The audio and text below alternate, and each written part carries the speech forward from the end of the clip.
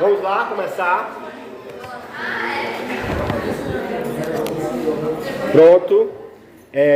Na aula de hoje, a gente vai começar um tema novo sobre a sociologia. Só fazendo aqui uma breve retrospectiva. Nas aulas anteriores, nós discutimos as três escolas clássicas masculinas. Fique bem claro que são ali autores masculinos apenas, que não esgotam a sociologia por inteiro. Houveram várias autoras femininas que escreveram sobre a sociedade, mas que por serem mulheres, por terem esse defeito gravíssimo, né, de serem mulheres, perderam o espaço, foram invisibilizadas pela sociologia, que é, como qualquer manifestação da sociedade, uma ciência machista, misógina e tudo mais. Ok? Então, no segundo ano, a gente vai ter a oportunidade de conhecer outras autoras do universo sociológico, que deram uma grande contribuição para o surgimento da sociologia como ciência. Mas que fique registrado que essas três escolas que nós estudamos nas aulas passadas, o funcionalismo de Durkheim, o interpretativismo de Weber e o materialismo histórico de Marx, são as três correntes de pensamento que orientam a interpretação da sociedade desde a Revolução Industrial até os dias de hoje. Ok? Eu digo também que não é para vocês escolherem, nem perguntarem, professor, qual é a melhor escola? Qual foi a melhor teoria? Qual a que eu devo adotar para dizer que é a minha? Eu digo as três. Ok? Porque toda... Deixa eu desligar bem aquele negócio que está ligado no... Foi mal. Vamos lá. Pronto. Passou. Eu ouvi minha voz em outro lugar, que não era eu, que diabo é 10. Vamos lá. Desculpa aí a nossa falha. Então, o que eu digo? Essas escolas, elas devem servir como guias, como mapas, como lentes de enxergar a sociedade de acordo com suas características. Existem determinados fenômenos sociais hoje que são muito melhor explicados, compreendidos, pela teoria funcionalista. Existem outros fenômenos sociais na sociedade de hoje que não são alcançados mais pelo funcionalismo e dos quais eu preciso recorrer ao materialismo histórico dialético de Marx, e há outros problemas sociais que são melhor compreendidos pela escola weberiana, o interpretativismo. Então, o que vai definir qual teoria, qual autor, qual escola eu vou adotar é o tipo de problema de fenômeno social que eu estou estudando. Então, mas eu tenho que ter algumas dicas, desenvolver algumas habilidades. Afinal, o crente, o umbandista, o católico, ele sabe para qual santo recorrer, dependendo do pedido. Então, eu, enquanto católico popular, se quero arrumar uma namorada, eu me apego com Santo Antônio. Eu sei que é Santo Antônio, o santo casamenteiro. Agora, se eu quero é que chova, que está muito quente, estou plantando melancia e é bom que chova muito, eu vou me apegar com São José. Então, o crente católico, ele tem essa habilidade, ele sabe gerenciar para qual santo pedir. O sociólogo tem que ter essa mesma habilidade. Para qual sociólogo eu vou recorrer? Vai depender do pedido, da necessidade. Então, se eu, por exemplo, preciso estudar, preciso entender um fenômeno como o suicídio, um fato social gravíssimo, de extrema gravidade, talvez a melhor teoria que abarque, que abrace esse problema seja o funcionalismo de Durkheim. Agora, se é uma questão de natureza econômica relacionada ao trabalho, à produção, Durkheim não vai me servir de nada. É igual o Marinho ontem no Flamengo, entrou só para ser expulso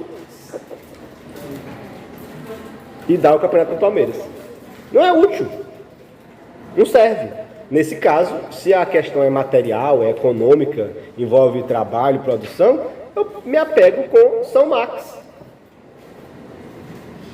Ok? Agora, se eu quero compreender o sentido da ação de cada indivíduo, a cultura de uma sociedade, os padrões culturais que cada grupo social produz, eu vou me apegar a Weber. Então, essa habilidade, não vou ser eu que vou ensinar a vocês. Porque o padre também não ensina o fiel a qual é o santo melhor. Nunca vi isso na missa. É o próprio devoto que vai desenvolvendo essa habilidade. Então, cabe a você desenvolver a mesma habilidade. Eu, enquanto pai de santo, enquanto um bandista, eu sei que Exu gosta de cachaça. E ele é o santo, é o Deus, a divindade, o elemento que protege da guerra, da violência. Então, se eu estou em litígio com meu vizinho, eu não vou fazer oferenda para Iemanjá. Vou oferecer cachaça para Exu. Eu sei que é. Então, você tem que saber usar esses autores desta forma. O que eles oferecem, vocês já sabem mais ou menos. Falta vocês descobrirem em qual contexto ele se aplica melhor. É igual usar um óculos.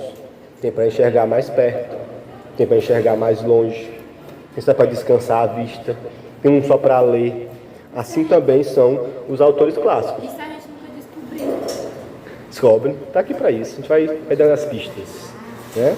É para isso que eu sou pago, inclusive. Já até dei várias dicas hoje aí para vocês. Né? Então, são esses os três autores que compõem essas três teorias fundantes da sociologia.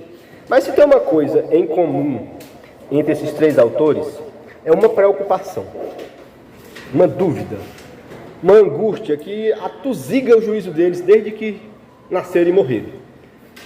Como explicar a relação indivíduo e sociedade? Melhor que isso, que relação é essa? O que é um indivíduo? Todos nós sabemos. É fácil. Basta olhar para qualquer um. É um indivíduo. Mas o que compõe, o que forma uma sociedade? O que diabo é a sociedade? Ela é a simples soma de uma ruma de gente? Ela é só um amontoado de pessoas? Usando uma linguagem que vocês adoram, né? Que é da autoajuda, a sociedade é uma soma de eus ou é nós? E qual a diferença entre eus e nós? Essa dúvida tão pueril, tão adolescente, descobrindo o amor, será que eu e ele somos nós? Ou somos mais gente? Também foi a dúvida dos autores clássicos, esses que nós acabamos de estudar em suas escolas. Porque se tem uma angústia comum a esses três autores, é como o indivíduo se insere nisso que nós chamamos de estrutura social. Todos me ouvem, né, nesse negócio aqui, né? De boa, né? Tá me ouvindo normal, isso aí não tá. Ok. Vou deixar vocês se Ok. realizar o microfone. Me sentindo aqui o Silvio Santos. Tá melhorando, só que... É porque também a minha dicção não é boa, né? E beleza. Então, o que esses três autores têm em comum é perceber, tentar descobrir de que forma o indivíduo se insere, o indivíduo ingressa, o indivíduo entra, o indivíduo passa a fazer parte da sociedade, que eles chamam aí de estrutura social. Não é só pagar o ingresso, fazer o baculejo e entrar. É também um processo social. E esse processo social, ele se dá mediante o reconhecimento das regras, das normas que regulamentam o grupo. É isso que nós chamamos de socialização. O processo pelo qual um indivíduo, separadamente, isoladamente, passa a fazer parte de um coletivo, de um grupo, de uma estrutura social. E isso não se dá, repito, pela compra de ingresso, por um passe, por uma senha, ou digitar um código. Isso acontece na medida em que o indivíduo reconhece, percebe e passa a obedecer todas as regras que regulamentam a vida daquele grupo. Isso serve para um grupo pequeno, como a informática, A, B. A um grupo maior, como o campus, a escola IFP Angical. A um grupo menor ainda, a família da Júlia. A um grupo bem maior, o Brasil, a sociedade brasileira. A qualquer grupo que você faça parte. Então, qualquer coletivo de pessoas que seja formado, que seja regulamentado por determinadas regras sociais, eu chamo de estrutura social. E o processo pelo qual qualquer indivíduo se insere nele, mediante o reconhecimento dessas regras e o cumprimento delas, eu chamo de socialização. Descarregou. Foi bom enquanto durou, né? Tá doidinho, filha. Amanhã Davi vai passando 4 horas só gritando. Mas morreu. Ele só disse. Tá de boa. Perceberam isso? Então, nós temos aqui 2 conceitos básicos que eu acabei de apresentar. Espero que vocês peguem Vamos lá, senhoras e senhores? Vocês peguem a visão. Então, eu estou falando aqui primeiro de estrutura social, que é a reunião de indivíduos em grupo, regulamentado por um conjunto determinado de regras. Então, isso eu chamo de estrutura social. Certo? Um conjunto de regras, normas, geralmente de natureza informal, que regulamentam o convívio desse grupo. Isso se chama estrutura social. Ou instituição social, ou fato social. Mas o comum aí, nesses 3 nomes, é o fato de ser um grupo de pessoas que convive, que mantém relações sociais e que essas relações sociais são organizadas em torno de um conjunto de regras. Que inferno! Desculpa. Pronto. Eles têm vida própria, né? Não. Isso pode ser desde uma relação amorosa composta por 2 pessoas ou por 2 milhões de pessoas. O fato é que deve haver relações entre essas pessoas e que sejam mediadas por regras específicas. Num casamento heterossexual, monogâmico, existe relação social? Existe contatos, interação? Óbvio.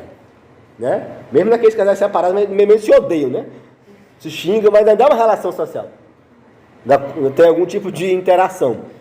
E é baseado por regras, por normas. Embora a maioria dessas regras não sejam obedecidas, né? Em especial a fidelidade conjugal, mas é uma regra. E se você se casar com 2 pessoas, as 2 vivas sem divórcio, é crime. Inclusive existe prisão por bigamia, que é um crime previsto no Código Penal brasileiro, a bigamia. Sim. Bigamia.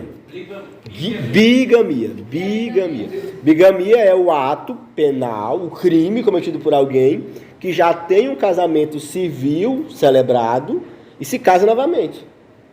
Sem o divórcio, sem a morte da outra pessoa. É como se eu casasse com alguém, eu casei com a Maria, aí depois eu vou casar com a Francisca, Isadora. Se as 2 forem vivas, você vai ser preso por bigamia. E quem vai denunciar? Pode ser a Maria ou a Isadora. Não falta denunciante nessas horas aí, meu amigo, velho. Pode ter certeza. Pode denunciar? Oi? Qualquer pessoa pode denunciar. Se ninguém sabe, não é crime, sabe? Quê? É crime, só não é investigado, só não é punido. Só não é punido, né? Mas assim, eu conheço pessoas que foram presas, né, por bigamia, por absoluto desconhecimento do fato. O cara casou lá no Maranhão, né, na época 900 de carne assada, aí foi lá, veio embora pra cá pro Piauí, esqueceu da mulher, a mulher esqueceu dele, esqueceu do divórcio, não sabe se é vivo, não sabe se ela é morta, não quer ir lá pra saber também, né? E aí achou a dona menina aqui também bonita, interessante, se apaixonado, pá, casou. Bigamia. Mas como é que é? É quando você já vai, por exemplo, numa cerimônia de casamento, aí você... Basta ter o contrato, basta ter o casamento assinado no papel. Certo? Não precisa ter festa não, basta que você assine o papel. Ok? Assinou o papel 2 vezes, crime. né, que pode levar, inclusive, à prisão do indivíduo. Então, por que eu falei esse assunto todo? E as que aceitaram ele, vai ser preso também? Lógico. Ela nem sabe como é que Ela casou com alguém. Sabia que o marido dela tinha outra. Não sei. Foi enganada, né? Geralmente quem é preso é o homem, viu, mesmo, Gustavo, por esses crimes aí, né? Porque uma mulher pode casar com duas homens também, viu? Esqueça disso não. Certo? Então, explicado isso, eu só falei para mostrar o seguinte: até no casamento existem regras formais, jurídicas, normas que estabelecem como é que deve ser. Não é a lorcé, como qualquer um quer. Não toda estrutura social, além de ser a reunião, o convívio de determinados indivíduos, é também regulamentada por normas, certo? E o indivíduo, durante sua vida, durante sua existência, ele vai se integrando e se desintegrando de diversas estruturas sociais. De quantos grupos sociais que mantêm relações entre as pessoas e é formado por determinadas regras vocês fazem parte hoje, aos 15 anos de idade? Dá para contar? Você faz parte do grupo familiar, faz parte do grupo que fala a língua portuguesa, faz parte do grupo escolar, da sua turma, faz parte do grupo religioso. De quantas estruturas sociais nós estamos inseridos hoje? Nós fazemos parte hoje. E de algumas que nós já até saímos, entramos e saímos depois. E de quantas ainda vamos poder participar? Então, a vida do indivíduo é esse entra e sai em determinadas estruturas sociais. Umas são mais duradouras, mais permanentes, outras são mais efêmeras. Se você sair dessa escola aqui e se transferir para outra escola, você já sai do grupo social e vai para outro. Ok? Mas o grupo familiar é o mesmo, infelizmente até hoje, né? Você não gosta, detesta, né? Mas é uma estrutura social mais duradoura, mais permanente. Então, essa é a vida do indivíduo. Entrar e sair de diversas estruturas sociais. Mas todas elas têm um ponto em comum, essa presença de normas que regulam como deve ser o seu comportamento. Então, o ingresso do indivíduo no grupo social, a gente chama de socialização. O que é socialização? O indivíduo aceitar as regras do grupo, conviver com essas regras. Então, a nossa socialização ela não termina nunca. Porque aos 80 anos de idade eu posso resolver fazer uma fisioterapia, uma hidroginática e conhecer novas pessoas, estabelecendo aquele pessoal em um novo grupo, uma nova estrutura social da qual eu farei parte. Desde o nascimento que eu começo a me socializar. E nada impede que no final da vida eu esteja me socializando novamente em outro grupo. O viver do indivíduo é esse constante processo de socialização, que se dá, repito, pela aprendizagem, pelo reconhecimento, pela obediência às normas de determinado grupo. Esses grupos entre si não têm as mesmas normas, não têm as mesmas regras.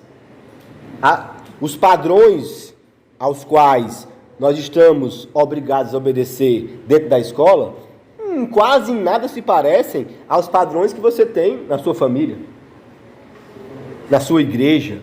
Então, esse é o processo de socialização. A capacidade que a gente tem, né, de aceitar as regras do grupo. Essa capacidade é natural? Ela é igual para todos?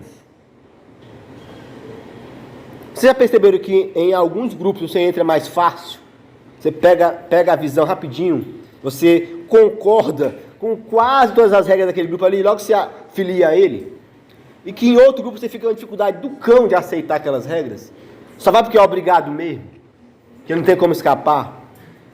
E que em alguns momentos da vida você tem mais facilidade em se inserir em um novo grupo do que em outros. E que algumas pessoas que vivem com você chegam numa turma nova, como foi a informação lá que dividiu, e no primeiro dia de aula já estava todo mundo amigo daquela pessoa. E você continua isolado, quase ninguém sabe nem seu nome. Não é diferente na nossa própria relação e na comparação com os outros? Ou aqui na sala, não tem o mais popular? O que é mais entrosado? Será que todo mundo aqui nessa sala que eu pegasse, dissesse, não, agora você vai se inserir na Alimentos 1.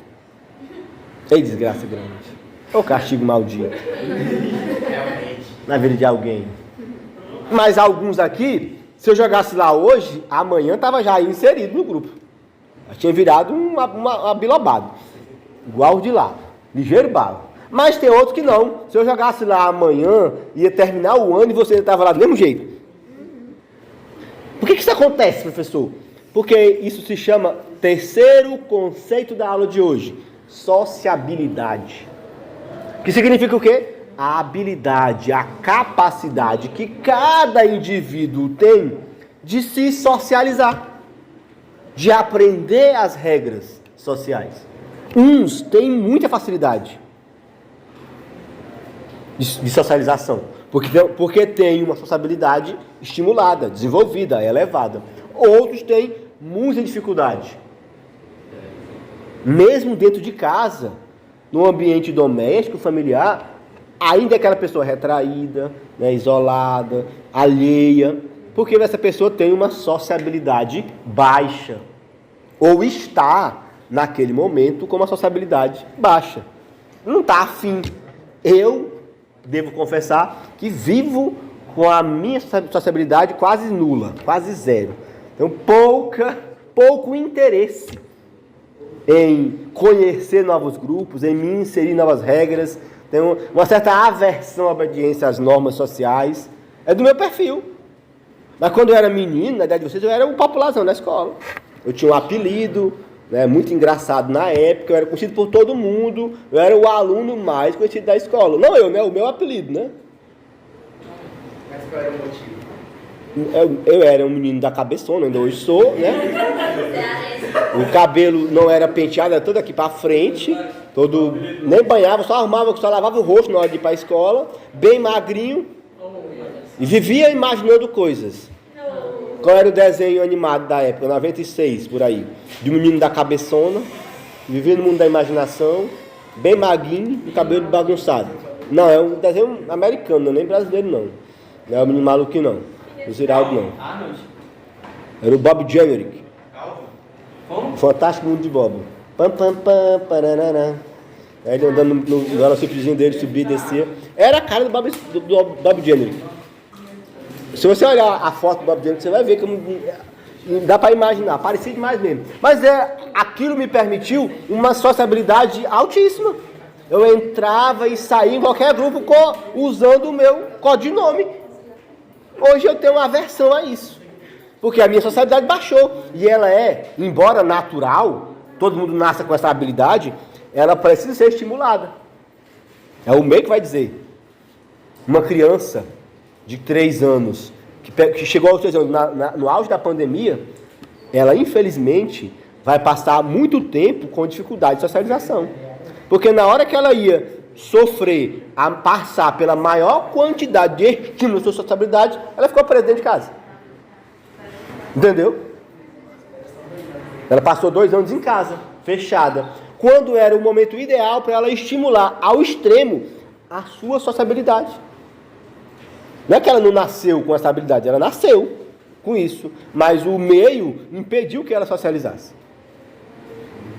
O momento da nossa sociedade impediu que ela socializasse. As crianças que nasceram em 2018 e 19, em especial de 18, elas vão ser uma geração de pessoas com muita dificuldade de socialização. Porque na época, 2020, aos 2 anos, que era a época que ela ia mais desenvolver essa habilidade, essa sociabilidade, ela ficou presa dentro de casa. Então, a civilização inteira vai passar por isso. Mas a maioria das pessoas que estão aqui também foram afetadas, porque foi bem Sim. naquele período que começou... Ensino fundamental, ensino médio, a escola é um ambiente muito estimulante à socialização, à sociabilidade. Extremamente importante, né?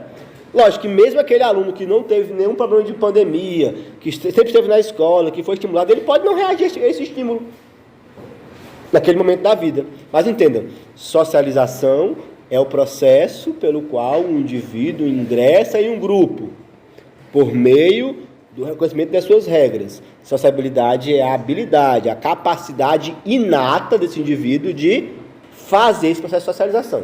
Compreendido? E estrutura social se refere a um grupo, um coletivo, a um conjunto de regras que regulamentam, né, esse convívio social. Geralmente, quando eu ingresso em uma estrutura social, em uma sociedade, menor ou maior, eu acabo, por consequência, assumindo um papel social. E essa é a dica número 1 da aula de hoje. Quando é que eu sei que eu estou inserido numa estrutura social? Quando eu assumo um papel. Personagem. O que é o papel social, André? Um conjunto de expectativas que a sociedade cria sobre o meu comportamento. É quando eu deixo de ser indivíduo e passo a ser membro do grupo. E como membro de um grupo, eu tenho um conjunto de expectativas que o grupo quer que eu faça, que eu atenda. Aqui na escola, vocês não são o Miguel, o Rafael, o Geraldo, a Camila, a Carolina. Vocês são alunos. E enquanto alunos, vocês devem cumprir um determinado conjunto de ações que a sociedade espera de vocês. Expectativas. Então, enquanto o aluno é um papel social do indivíduo, que estuda.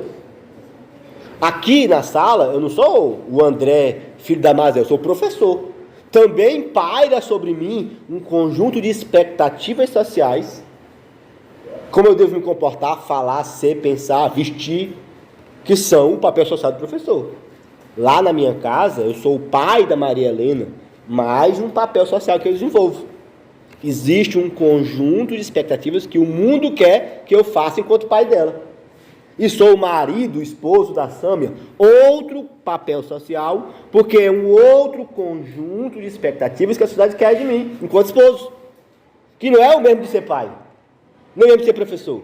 E quando estou na casa de minha mãe, ou quando estou falando com ela, sou o filho da Mazé. Lá se vem outro conjunto de expectativas que a sociedade espera de mim, enquanto filho. Isso serve para mim e para vocês. Lá na igreja, eu sou ou sacerdote, ou fiel, ou devoto. Também envolve um conjunto diferente de expectativas sociais para o meu comportamento.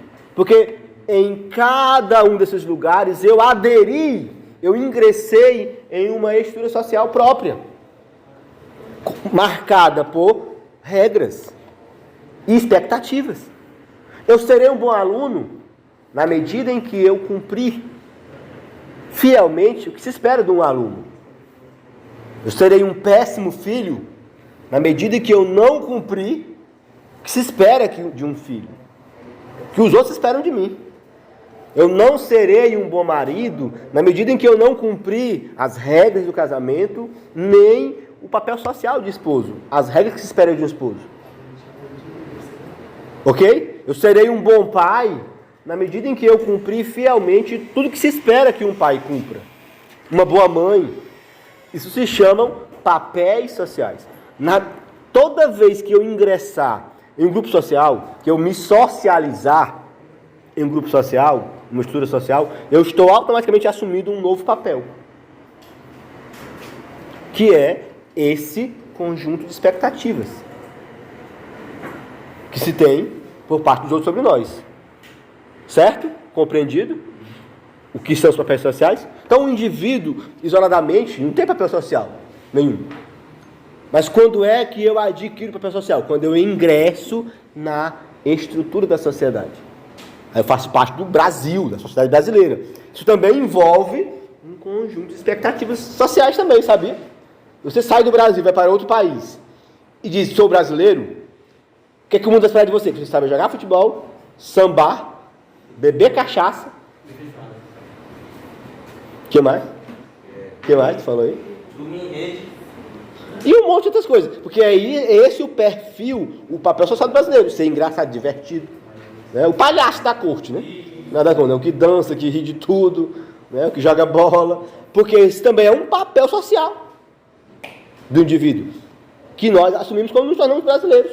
Que a gente fale português, que a gente idolatre o Zico, o Pelé, né? A Xuxa, o Luiz Gonzaga, né? Roberto Carlos. E esses outros reis da ditadura que a gente tem por aí também, né? Que não eram ninguém antes da ditadura militar, viraram isso aí depois da ditadura, né? Eu chamo de reis da ditadura. Roberto Carlos, Pelé, Luiz Gonzaga. Não eram ninguém. Até 64. Depois de 84, Era o rei de futebol, o rei do Baião, o rei Roberto Carlos, né? O rei do rei, ele é rei de coisa nenhuma, né? Mas é rei. Porque a gente tem que ter um rei para idolatrar, né? Até o rei dos outros a gente idolatra, né? Porque tal, ainda não enterra o diabo daquela velha, não. Eu não tolero mais aquela velha. Nem morta, imagina viva. Com 15 dias não enterra o diabo da velha, enterra essa desgraça logo. Pelo amor de Deus. Finalmente, né? Já chega, né? Cometer ela viver de novo, e aí vai ser outra desgraça na nossa vida. Mas o que nós temos que endeusar aquela caninana? Ela fez mal na humanidade enquanto viveu, né? Explorou e matou gente e roubou a riqueza de todos os países que tinha pedra preciosa, né? Aí fica uma idolatria do cão. Mas, voltando à nossa questão inicial. O indivíduo, ao ingressar em um grupo, assume automaticamente um papel social. E é essa a grande preocupação dos autores clássicos. Como é que isso ocorre? Quem fica mais forte? É o indivíduo ou é a sociedade? Quem influencia em quem? Ou é uma coisa igual? Mas ao entrar numa sociedade, o indivíduo empresta mais para ela ou recebe mais da sociedade? Como se dá essa relação entre indivíduo e grupo, individual e coletivo, objetivo e subjetivo? Essa é a grande dúvida que é comum aos três autores. E cada um deles vai explicar de uma maneira diferente. Começando por Durkheim. O que Durkheim diz? Na relação indivíduo-sociedade, o indivíduo é fraco, a sociedade é forte. Nessa relação, o indivíduo não empresta nada à sociedade, só entra nela mesmo. Tudo que o indivíduo faz é consequência de uma influência, de um domínio da sociedade sobre ele. Então, nessa disputa, nesse confronto indivíduo-sociedade, segundo Durkheim, tem um vencedor, claro e manifesto, a sociedade. Nessa relação, o indivíduo não tem nada, não tem força, não tem presença, ele apenas é um membro do grupo. Já Max Weber, lá do interpretativismo, ele diz o contrário. Nessa relação, o indivíduo empresta muito para a sociedade. Ela não é quase nada sem o indivíduo. Ela não existiria sem ele. E o indivíduo tem sim a capacidade de modificar a sociedade ao seu redor. O meio que ele, quando eu entro num grupo, a minha presença influencia no grupo. Eu gosto de brincar para explicar essas duas posturas antagônicas de Durkheim e Weber. Eu digo que a sociedade, que a relação indivíduo-sociedade é como se fosse um suco de laranja. Que é o suco que eu mais gosto. Porque vamos lá. Então você entender que isso é uma via de mão dupla. Que na minha concepção, o indivíduo influencia, como Weber imagina, e a sociedade também influencia, como Durkheim defende. Mas isso é uma influência recíproca. E recorro sempre a essa analogia do suco de laranja. Por quê? Se eu pego um copão de suco de laranja cheinho na tampa, depois do almoço, um frango assado, é bom demais. Eu boto na boca, de cara eu percebo que tem água, porque é líquido, não é não? Ali tem um ingrediente chamado água. Chegou na papila gustativa, eu percebo que tem gosto de laranja, portanto tem laranja. Nem que seja sabor artificial, mas tem. Bebendo um pouquinho mais pro fundo da língua, eu sinto um gosto doce. Tem açúcar. Não é não? Ou mel. E dependendo do dia e da hora, tiver bem geladinho, tem gelo. Bebi o golão, suco de laranja gelado. Bem docinho. Só na talagada eu já percebi a presença de 4 elementos. Mas botei o copo em cima da mesa, olhei para o copo. Eu consigo ver os hidrogênios e o oxigênio passando? Aqui é só a água que está circulando dentro do copo. Dá para ver? Dá não, porque é uma mistura homogênea. Química. Primeiro ano. Né? Eu consigo ver a laranja mergulhada dentro do suco? Não, no máximo a semente se for mal peneirado, né? Consigo ver o açúcar? Não. Só se você não misturar, né? Fica lá no fundo, né? Não dá pra ver assim na golada assim, agora eu vou só comer o açúcar, não dá. E nem o gelo. Mas está só geladinho mesmo, você está com a pedra dentro. Então vejam, ali eu tenho uns 4 elementos. Mas eu não vejo um isolado do outro. Veja que eles são aquilo ali, porque aquilo ali é suco, porque tem aquilo tudo. Se não fosse a laranja, não ia ter gosto de laranja. Viu como o indivíduo influencia na sociedade? Se não fosse a água, seria din-din e não suco. Viu como a água individual influencia no suco, sociedade? Se não fosse o açúcar, não estaria doce. Viu como o açúcar influencia na sociedade, no grupo, no individual, no coletivo? Por essa visão, o Weber está certíssimo. Mas espera aí, professor. Então, o que vale é o indivíduo? É não.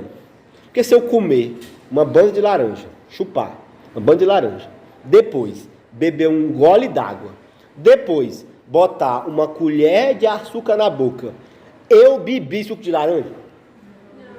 Mas não é tudo igualzinho. Mas não é a mesma coisa. Porque a laranja, às vezes, é até azeda. Mas dentro do suco, com água e açúcar, ela adoça mais. Não é? As características dos indivíduos, dos ingredientes, são potencializadas quando estão reunidas. Viu como a sociedade influencia no indivíduo também? Aquela laranja azeda que não servia para mais nada, é para dar um suco. Porque estava no coletivo. Você consegue comer uma colher de açúcar assim de primeira. Mais 3, talvez não dê, porque já dá um enjoado, né? Mas dentro do suco você bebe, que é uma beleza. Não percebe o açúcar muito doce, muito enfarento. Viu como a sociedade potencializa o indivíduo? O açúcar sozinho é enjoado, mas dentro do suco é bom. É essencial, é indispensável. Ninguém fica chupando gelo não, mas dentro de um copo de suco fica bom demais. Eu gosto de comer gelo, eu também. Tem, todo lugar tem seu doido, seu gosto. Mas vejam que potencializa demais. Existe coisa mais linda do que um ovo frito numa frigideira assim, bem feitinho, um cheiro verde, né? Com uma cebolinha cortadinha, aquele ovo bem, a gema bem no meio, as beiradinhas com a clara. Rapaz, é lindo, não é? É. Você fica até com pena de comer de tão lindo que é. É perfeito. Agora pega esse ovo bem aí e bota sempre no travesseiro na hora de dormir. Ah, coisa horrorosa, né? Viu? Como a sociedade determina o indivíduo também. Que aquela beleza toda do ovo na frigideira, em cima de um feijão com arroz, não é igual em cima de um travesseiro na hora de dormir. Dentro da rede, Ave Maria, você fica alcançando a gente. É o lugar que o ingrediente está, que vai definir se ele é bom ou ruim, bonito ou feio. Por isso que eu insisto na teoria, a sociedade, a relação indivíduo-sociedade, nada mais é do que um suco de laranja. Porque guarda as mesmas relações. Uma influência do todo sobre as partes e uma influência das partes sobre o todo. Conseguem me alcançar nessa analogia, todo mundo? De boa? E aí contempla um pouco da visão de Durkheim e um pouco da visão de Weber também. E é sobre esses autores que em aulas posteriores, na sala quarta-feira aqui, né, eu vou apresentar os principais conceitos de Durkheim. Quem quiser antecipar, pode antecipar, tá, para a aula de quarta-feira. O conceito de fato social e seus elementos característicos e o conceito de solidariedade social. Antecipando aqui o que Durkheim chama de fato social. A mesma coisa que eu chamei de estrutura social, certo? Relações sociais, pessoas convivendo mediante regras. Durkheim chama isso de fato social ou de instituição social. A escola é, na lógica durkheimiana, um fato social? Sim, porque em tese ele tem indivíduos que convivem, que não são iguais aqui na escola do que são em casa, sozinhos, separados. O comportamento de vocês na escola é influenciado pelas regras, pelas pessoas que estão ao seu redor. Por isso é um fato social, que as regras influenciam o seu comportamento. Aqui tem papéis sociais definidos, de professor, de aluno, diretor, servidor, não é isso? Decorrente dessa vida em conjunto. Então, é um fato social. Mas o Durkheim vai além disso. É um fato social porque tem 3 características básicas. Segundo ele, está presente em qualquer fato social. Um fato social se define pela. Elemento 1. Exterioridade. Você não vai anotar não, né? Porque já está dando 12 e 10, vocês já morreram para a aula, né? Ao que, professor? Que olho é esse? Eu olhei para a câmera, o cabelo tá... É que é a primeira aula, né? Vocês estão a derrota da... O professor tá gravando, vai passar no YouTube aí, a gente faz a votação. Porque eu queria apresentar os 3 atributos básicos do fato social. Olha só, ontem, eu vou falar na aula que vem, eu só vou dar uma alerta para vocês acharem que isso é muito importante. E é mesmo. Ontem teve concurso do IF para professor, inclusive sociologia. São 2 vagas, uma para Pio Nono, outra para Serra Nonato. Na prova de ontem, que selecionou os professores que têm a maior habilidade em sociologia, tinha uma pergunta sobre os atributos do fato social de Durkheim. Se você não souber disso e virar professor, formar em sociologia, quiser ser professor do IF, não vai conseguir. Porque na prova de ontem tinha uma questão sobre isso, que é a nossa aula de quarta-feira. A exterioridade, a coercitividade e a generalidade. Né? Exterioridade. Com X, né? Vem de exterior. As regras estão fora de nós. Essas regras aí do cada fato social não fomos nós que criamos, elas existem independentemente da nossa vontade. É a exterioridade. Segundo, coercitividade. Vem de coerção. Quer dizer o quê? As regras, além de não terem sido criadas por nós, de não depender da nossa vontade, elas funcionam como se fosse uma pressão, uma obrigação do indivíduo fazer. Coercitividade. Coercitividade. E a primeira, exterioridade, certo? E a terceira, generalidade. Certo? Vamos dar aqui um exemplo. O casamento como instituição social, como fato social. Ele é exterior? É. Por quê? Porque não foi nós que criamos o casamento. Eu queria saber quem foi que inventou essa ideia maldita, porque eu queria dar uns tiros nele. Rapaz, que ô ideia besta. Essa é sua. Se a Keila não quiser casar, problema dela. Vai ter outras mulheres que querem. Que só encontrar um príncipe no cavalo branco que pedir casamento. Você não obedecer a regra, problema seu. Vai continuar tendo gente que vai querer casar. Então não depende de você o fato social, da sua vontade individual. É uma regra coletiva, que uns não obedecem, mas a maioria obedece. Entendeu? Isso é ser exterior. Eu não sei quem inventou. Quando eu nasci já tinha, eu vou morrer e vai continuar tendo. Eu fazendo ou não. Isso é exterioridade. Mas além disso, a sociedade vai de toda maneira possível e imaginável incentivar, pressionar, forçar aquele a casar. Isso é coercitividade. É uma pressão, é uma imposição. Casa, minha irmã, vai virar titia. Isso é muito ruim, ninguém quer, nem para casar, uma peste dessa. É porque essa cara de zangada aí nunca vai arrumar o marido. É a pressão da sociedade. Aí as titias vovó, eita minha filha, é tão ruim ficar sem homem para casar no final da vida. Arrume um marido, pelo amor de Deus.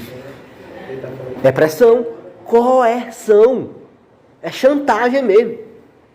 Aí aquele casa. Mas filho eu não vou ter. Que aí também já é demais. Aí começa a todo dia um convite para um chá de revelação, para um chá de fralda, para um batizado. Todo mundo resolve parir, só não você. E a igreja? A árvore que não dá frutos merece ser decepada. Está na Bíblia. É pressão demais. Aí a mãe da pessoa, esse seu marido aí é muito fraco, acho que ele é gouro. É pressão, tu é doido. A mulher não quer, essa mulher não traz pra casa, não tem nem. Ela bota a culpa no outro. Sempre. Aí as vozes futuras apelam. Meu Deus do céu, esse sofá tão arrumado, não tem o que só bagunçar. Vou morrer sem meu menino. Morrer e não vejo um neto, ou desgosto na minha vida. É a tal coercitividade.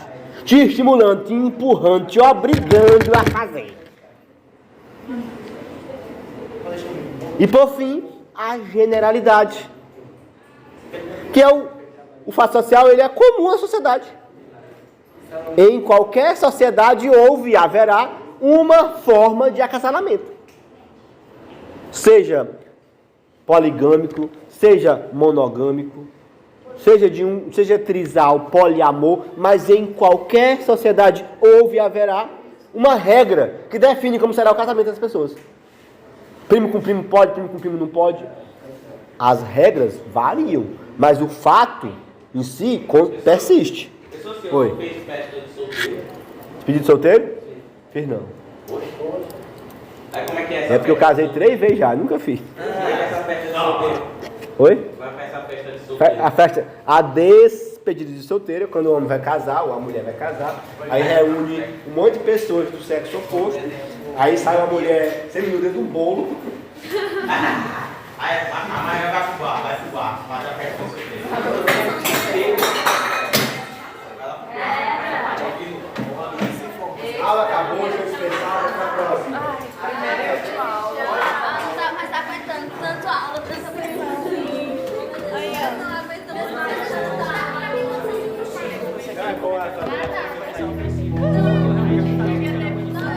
Alô, som, oi.